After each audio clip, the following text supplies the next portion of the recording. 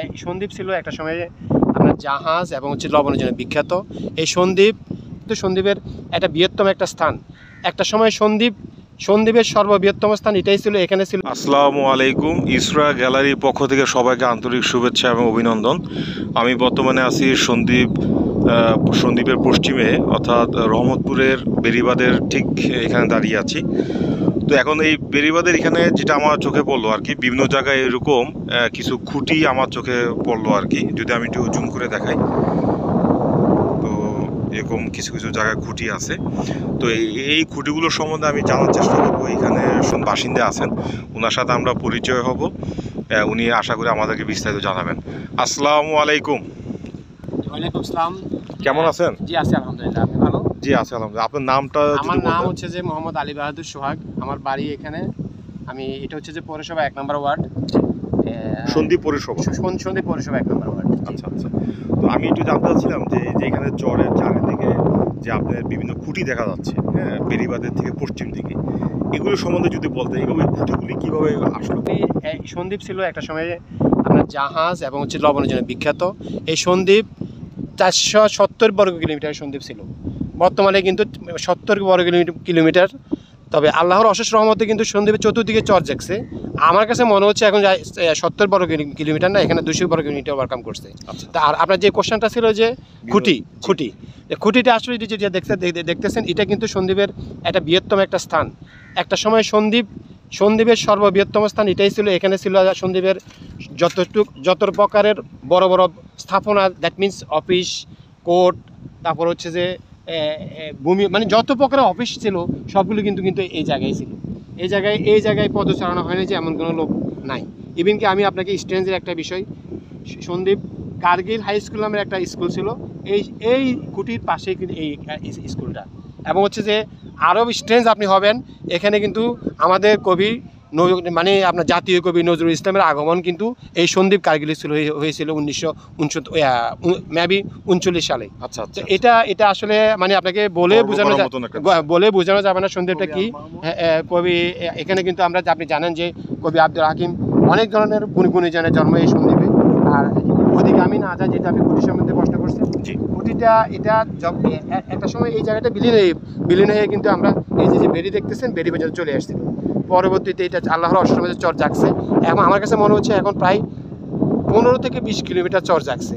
এই খুঁটিটা আসলে এইভাবে মানে একটা নদীশী কিস্তি একটা কমিটি, যারা এই নদী থেকে বিলীন হয়ে বিভিন্ন জায়গায় চলে গেছে, তারা একটা কমিটি গঠন করছে। কমিটি গঠন করার পরে তারা তাদের জায়গা, জমি এবং হচ্ছে বিভিন্ন স্থাপনাগুলো ফিরে পাওয়ার জন্য খুঁটির মাধ্যমে ইয়েগুলো সিলেক্ট করছে, মানে কি আপনার সীমানাগুলো নির্ধারণ করা হয়েছে।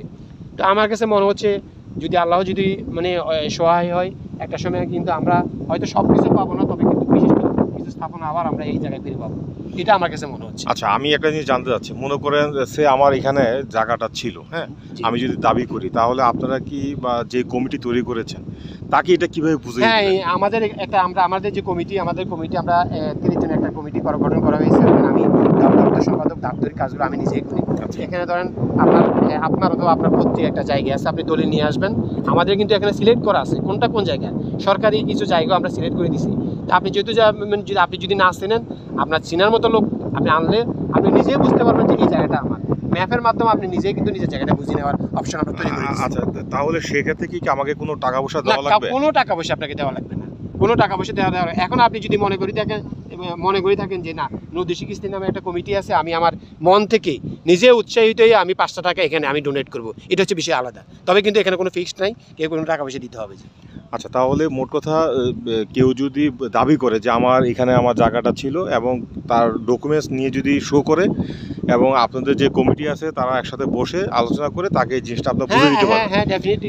এবং সে কি পরবর্তীতে কি এখানে মাটি দিয়ে তৈরি করে তার বাড়ি বা এরকম কিছু তৈরি করতে পারবে? তার জায়গায় সে যাই করে কি, সে খনন করতে পারবে, একতলা করতে পারবে, মাটি দিয়ে যা ইচ্ছা, তার যা পসিবল সে তার ভূমিতে সে তা করতে পারে। আচ্ছা, আরেকটা বিষয় হচ্ছে, যেহেতু আমরা বেড়িবাঁধে দাঁড়িয়ে আছি, হ্যাঁ, বেড়িবাঁধের পশ্চিমে যে প্লটগুলোর কথা বললেন বা যে খুঁটিগুলোর কথা বললেন, এখন ওখানে তো আমার থাকাটা একটু রিস্ক, যেহেতু বেড়িবাঁধটা হচ্ছে আমার জায়গা থেকে পিছনে দিকে। এখন সেক্ষেত্রে পরিকল্পনা কি? তা আমি যদি এখানে বাড়ি করি, তাহলে ওইটার কি বলে এটার মানে সেফটিটা কিভাবে থাকবে? ধন্যবাদ আপনাকে।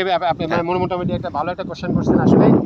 মানে বর্তমানে যে গভর্নমেন্ট এখন ডিউরিং যে গভর্নমেন্ট আপনার ইন্ডিপেন্ডেন্ট গভর্নমেন্ট, দ্যাট মিনস আপনার অন্তর্বর্তীকালীন সরকার, এই সরকারের কাছে আমরা যে নদী কিস্তি, আমরা শুধু নট অনলি হরিশপুর, মানে এখানে নদী কিস্তি কিন্তু আপনার সন্দ্বীপে যতগুলো মৌজা আছে, সন্দ্বীপে বর্তমানে একটা সময় 60টা মৌজা ছিল, আচ্ছা এখন 15টা ইউনিয়ন আছে। জি। প্রত্যেকটা ইউনিয়নের একটা নদী কিস্তি কমিটি আছে।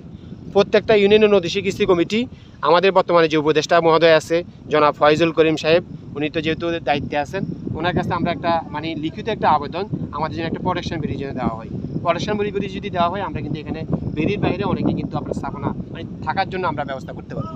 ও আচ্ছা, তাহলে ভালো একটা উদ্যোগ আছে। জি। তো আসলে দর্শক, আমার এই চ্যানেল থেকে যারা দেখবেন, সন্দ্বীপবাসী বা যারা দেখবেন, এখানে মেসেজটা হচ্ছে আপনাদের প্রপার ডকুমেন্টস নিয়ে যদি আপনাদের এই 30 জন কমিটি থেকে যদি শো করেন তা, এবং যদি এটা রাইট হয়ে থাকে, তাহলে আপনাদের জায়গাটা ওনারা বুঝিয়ে দেবে। প্লাস হচ্ছে যে এখানে যদি আপনারা কোনো স্থাপনা তৈরি করতে চান সেটা করতে পারবে, কারণ এটা সরকারের ভবিষ্যতে একটা প্ল্যানিং আছে যে ওখানে সেফটির জন্য তারা আরও আনুষঙ্গিক এখানে স্ট্রাকচার তারা তৈরি করবে। তো ধন্যবাদ আমাদের এই চ্যানেলকে সময় দেওয়ার জন্য। আমাদের চ্যানেলকে যদি কিছু বলতে চান সম্বন্ধে। থ্যাংক ইউ আপনাকে। আসলে আপনার মানে চ্যানেলকে অসংখ্য ধন্যবাদ। আসলে কিন্তু চ্যানেলটা খুবই মানে আমার কাছে মনে হচ্ছে যে খুব পপুলার একটা চ্যানেল। মানে যারা দেখতেছেন সবার প্রতি অনুরোধ রইল, আসেন এই চ্যানেলের মাধ্যমে এই অঞ্চলে আসেন, ঘুরে যান। এখানে ভ্রমণ করার মতো খুব ভালো একটা জায়গা, খুব সুন্দর একটা জায়গা। এখানে কিন্তু আপনি আসলে আপনার মন চলে যাবে। আপনাকে মানে এই চ্যানেলের মাধ্যমে সবাইকে আমি অনুরোধ করতেছি আমাদের এই এলাকাটা ঘুরে যাওয়ার জন্য। ইনশাআল্লাহ, থ্যাংক ইউ। আর রবি সাহেব যদি কিছু বলতেন অল্প 1 মিনিটের মধ্যে। ধন্যবাদ ইউসরা গ্যালারিকে যে সন্দীপের এই দৃশ্যটা নিয়ে আসার জন্য। এখানে এটা হচ্ছে পৌরসভার একবার পশ্চিম উত্তর অংশে 1 নম্বর ওয়ার্ড। এখানে পৌরসভার মধ্যে পুরাতন অনেক স্থাপনা ছিল যেগুলো পৌরসভার নান্দনিক ছিল। 1 নম্বর ওয়ার্ডের মধ্যে পুরাতন স্কুল, কলেজ, মাদ্রাসা, সরকারি অফিস, আদালত ভবন সবে একের মধ্যে ছিল, বর্তমান তা 8-এ আছে। তবে এই এককে ঐতিহ্য ধরে রাখতে আমাদের এখন মাস্টার প্ল্যানের মধ্যে ঐতিহ্যবাহী কিছু এই মাস্টার প্ল্যান অন্তর্ভুক্ত করতেছে। যেখানে ওয়ার্ড কমিটির এই যে সোহাগ ভাই যেটা বললো, এখানে যে সাবেক পুরাতন কারগিল স্কুল ছিল, ওনাদের যে পরিকল্পনা আছে এখানে এই যে একটা পার্ক করার জন্য, নান্দনিক কিছু করার জন্য।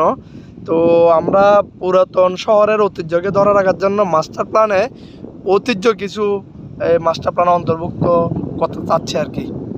তো মাস্টার প্ল্যানটা হয়তো ঈদের পরে আমাদের একটা কর্মশালা হবে যে ওয়ার্ডের মধ্যে কী কী অন্তর্ভুক্ত হবে, এটা সবাই জনসাধারণ 1 নম্বর ওয়ার্ডের বাসীগণ এবং পৌর প্রশাসক মহোদয় স্যার আর কি, তারা কী কী প্রস্তাবনাগুলো রেখেছেন।